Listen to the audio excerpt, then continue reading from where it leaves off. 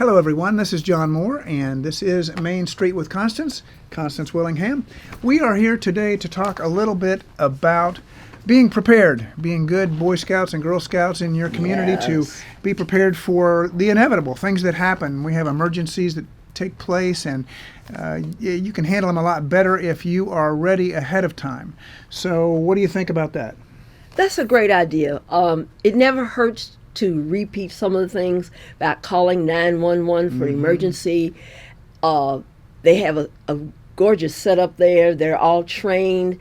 When a fire call comes in, the fire department, whichever one, contacts them. They know who and what truck is going out and to what location.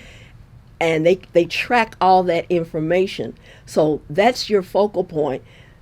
Instead of maybe trying to call the fire department yourself, you call 911. That's what they're there for. Absolutely. If the sheriff needs to be dispatched, whatever the requirement is, they do all that coordination. That is essential. I was surprised to hear that there are people who aren't familiar with 911.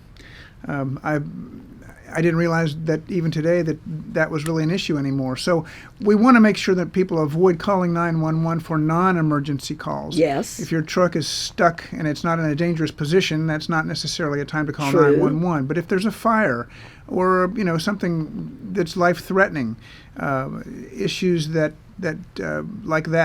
mandate a 911 call, we don't want to overload the operators with unnecessary calls, but we want to make sure that you are taken care of as quickly as possible, and that's the purpose for 911.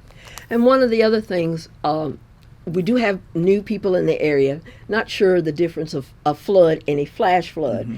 Number one thing is you drive up to an area and it's flooded, you need to turn around. Yep. You don't know what's happening underneath that water. Yep. A flash flood, you can get maybe 2 to 3 inches in a 15, maybe a 30-minute time span, Yep. and that's something you cannot handle. That's true. That's life-threatening. So be safe. There's more than one way to get to wherever it is you're going usually. So turn around, don't drown, don't get stuck. It's just not a good thing. If I could go back to the 911 for just a moment. Go ahead. If you're traveling, say you live here in Bledsoe County and you're going to go down to Atlanta or wherever you're going to go, you get out of the range of the 911 here. It's my understanding that you can turn your phone off wherever you are that's outside of our area and turn it back on, and it will automatically seek that new 911 service. So, that's a true statement. For the smartphones, they automatically get it anyway. Okay. Because they're smart. Okay, smartphone. But yes, that's something to think about and know that you will get the local 911. So if you turn it off and turn it back on, then it will search for the nearest 911. That's right. Very important to know. Thank you for bringing that up. Well, you're welcome. Okay. So, looking for weather information when we have bad weather, there's your local news channel. Some people have their own radar. You can on the Facebook page, the Bledsoe County Emergency Management, Bledsoe County Skywarn. We belong to Skywarn. That's right. We do. So that's an opportunity to gain more information.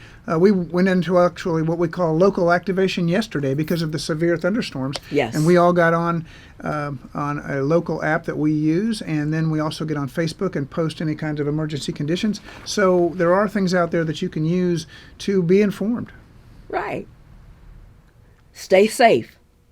Hey everybody, stay tuned right here for more information for Main Street with Constance.